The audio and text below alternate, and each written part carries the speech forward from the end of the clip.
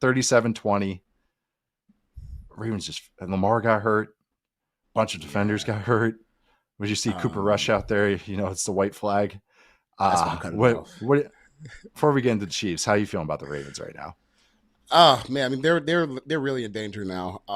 Obviously the biggest thing is seeing where Lamar Jackson's health is. Because man, if he misses extended time, that defense is just not good enough right now to cover for them. They were down 6 starters at one point in the game, and then Nate Wiggins got hurt too. So like they are just decimated on defense. See what happens with Jackson, but man, it's really hard to feel.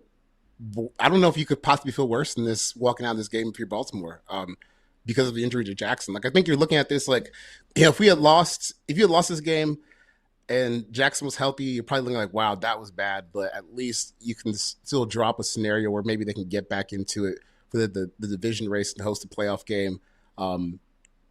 Come January, and then you don't really know what happens. But now with him being hurt, it's really hard to imagine that they'll be able to bounce back from this if he misses extended time.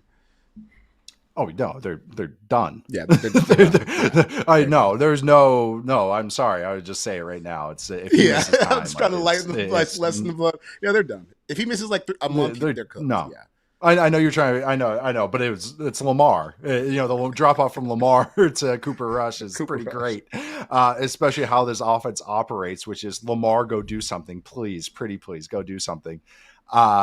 But yeah, I mean, just even before we get into the offense stuff, it's just like their defense is just that's like a kneecapping unit right now. Like they can't contend with that defense. And I know maybe you get some reinforcements, but they just lost a whole bunch of guys. And I mean, that's on top of like how the linebackers were playing. And I mean, the Chiefs in the first half had their best success rate of the season in the first half, 4 explosive plays, which is most in the half of the season. They had actually explosive passes. I saw Xavier Worthy actually getting around. And so, but I just think that Ravens unit, I always use this analogy. I mean, probably too much sometimes, but they just lack teeth. There's no teeth, absolutely none. It's pure gums on that Ravens defense right now. And I knew the Chiefs offense was kind of, they're going up right now. Like they're on the upswing. I don't think it's not a top 5 unit or anything like that, but they're on the upswing where they could be competent. Kingsley Suamati only did not allow pressure today. He only allowed 1 last week, so he's coming along. Simmons has played well. So, man, if you're getting the offensive line right, and even if, I mean, they got Brashard Smith some touches today as well.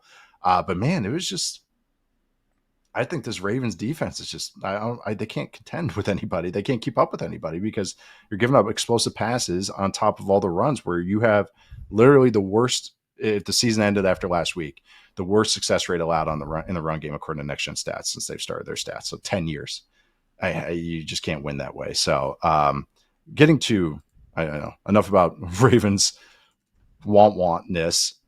How you feeling about the Chiefs now? Was that what you wanted to see? Any thoughts on their offensive operation? I mean, it looked better. It definitely looked better, but Ravens mouthwash. I think that's mostly what it was. You got to play one of the worst defenses in the league, and we talked about in the preview show.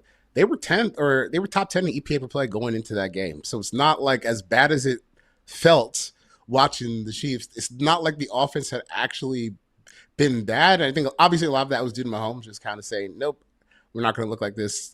We got to try something else. I'm going to drag us here a little bit. But I thought today was obviously like their best offensive performance from a whole. But still, I think you want to see them run the ball a little bit better than they did. But, baby steps. We'll take what we can get with them. That's all we can ask for. Just some baby steps, right? Just some competency, just some new ideas, just some speed, just some stuff. But no, I thought Mahomes looked good today. I was just all right. This is more kind of I was picturing this offense. Not the greatest unit I've ever seen, but just solid. And then the defense can be chaotic and have some stuff. They have some weaknesses too. But I always trust Spagnuolo. All right, moving on to low number 2, and this is involving another AFC West team. That is the Chargers losing to the Giants in Jackson Dart's first start, which I'm sure is the only time we'll hear about this game for the rest of the week. The Giants win 21-18, but I really wanted the low. I think the low of this entire game was the Chargers offensive line. Joe Alt is now injured, and Justin Herbert has now. How many times do you think he's been pressured in the last 2 games? You can do either rate or a rate. I'll probably go like 44, 45, 46% in that range. He's been pressured 50 times on 95 dropbacks over the last 2 weeks. That was close. 50 pressure. So pretty good. Yeah, you can't win that way. We just talked about leaky rush defense being crippling. As good as we were feeling about the Chargers, this was one of the weaknesses of this team. And now with injuries cropping up, it just feels even weaker. Where Herbert had some great throws. The Quentin Johnson TD was great. It was unbelievable. But then it was just like Amari and Hampton had some big plays, but they couldn't establish a lot of like longer drives. It felt just kind of hit and miss. And then meanwhile, in defense, the first drive was great. And then I thought, Dart's a really tough runner.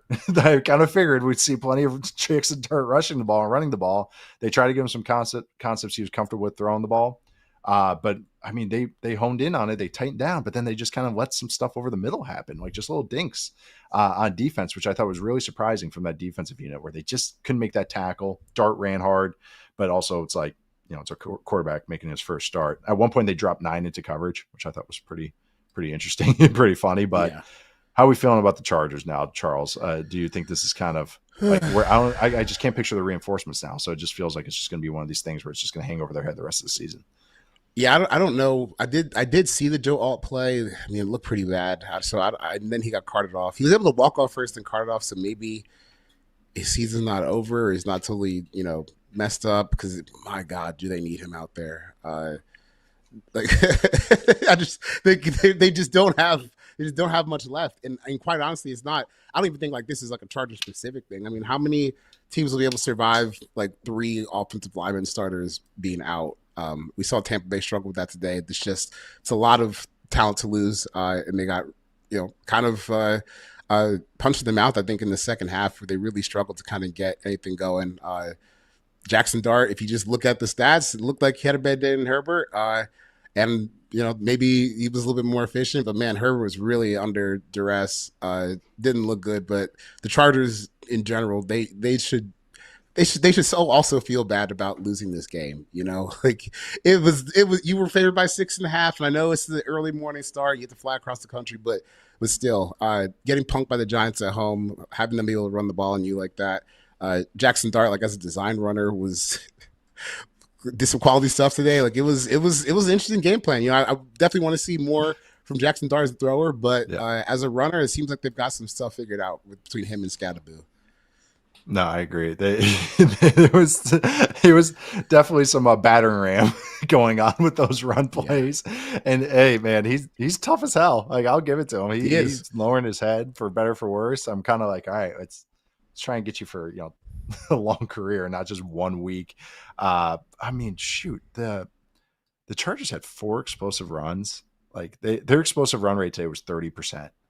And it just felt like it was just one of those stupid. This was such a worthy slop watch.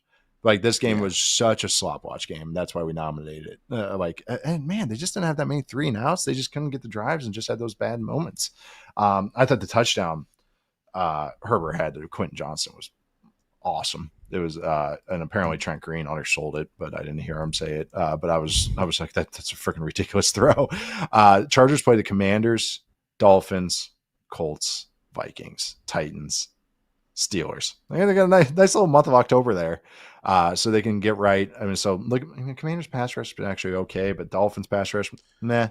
I mean, so it's not really like some decimating things. The Vikings is interesting, but like Herbert actually has had some good answers to Brian Flores in the past, which I think will be an interesting matchup. But they're in it in this AFC West. But man, that poor old line. Just look at the Texans right now. I know they won today, but it's just like that's just crippling, and that's just so scary, especially for this unit stuff. But shout out to the Giants. I think they play the Saints next week, so a little easier matchup in theory than Jesse Minter and that Chargers team. I mean, Dart, how many times did he get sacked? He got sacked 6 times today. 5 times. 6 times.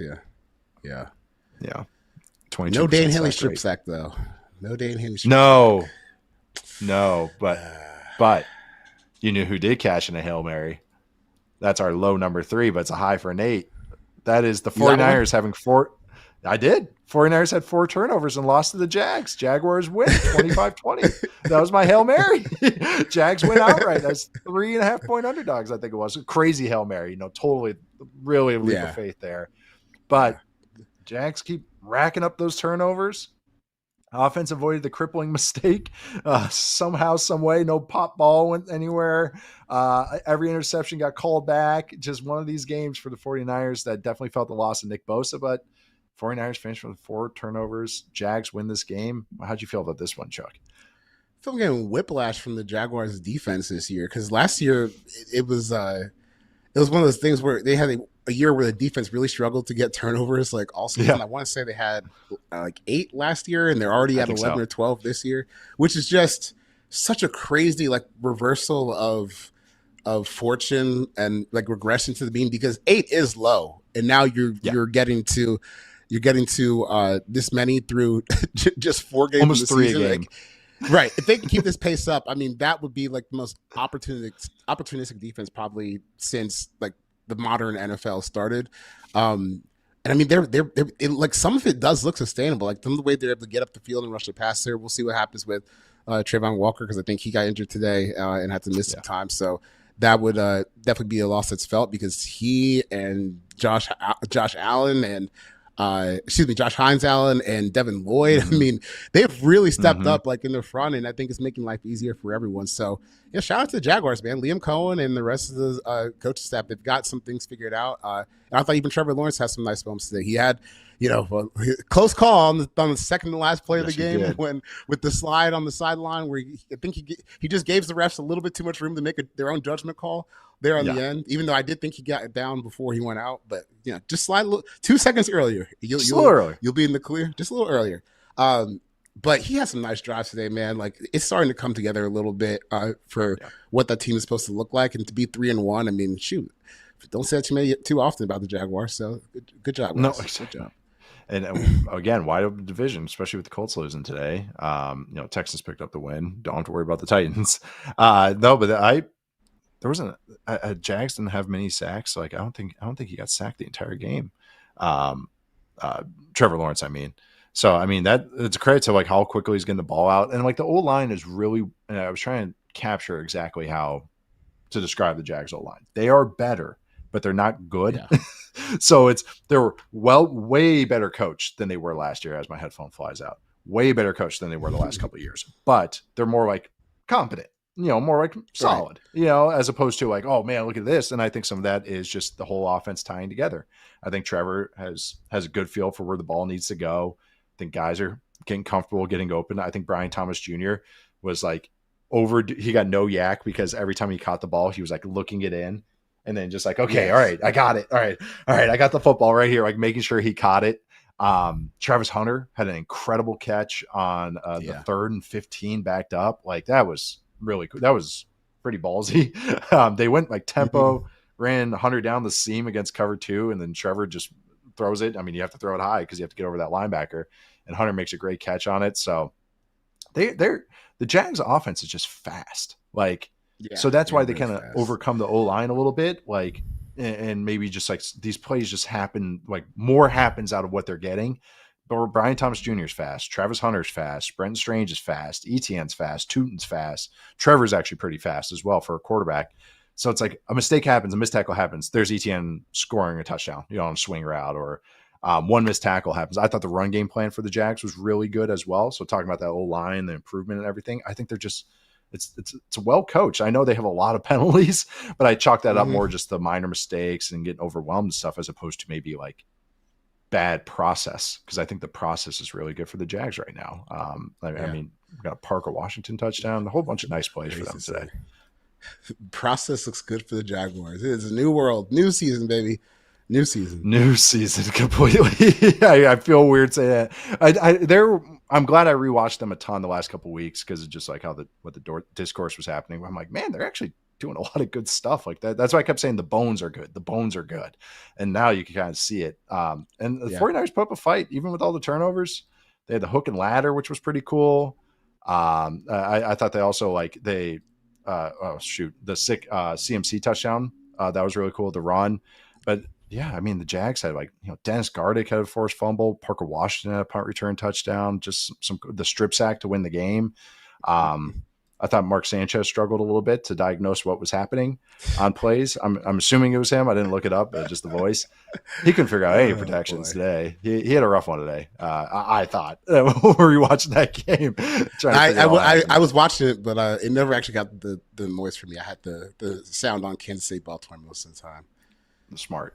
I'm pretty I'm selective with it, but that one I had it on for a while. So 49ers, they still score points. They still figure out they can't have those turnovers. Nick Bosa's out. I'm worried about the run defense. Again, the Jags found a really good answer for their run for going against this 49ers team. So really good stuff.